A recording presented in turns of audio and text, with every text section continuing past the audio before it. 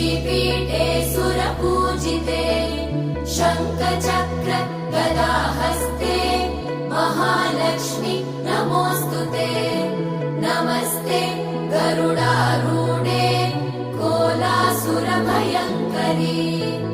सर्वपाप हरे देवी महालक्ष्मी नमोऽस्तुते महादेव्यै च विद्महे विष्णुपत्नी च धीमहि तन्नो लक्ष्मी प्रचोदयात्।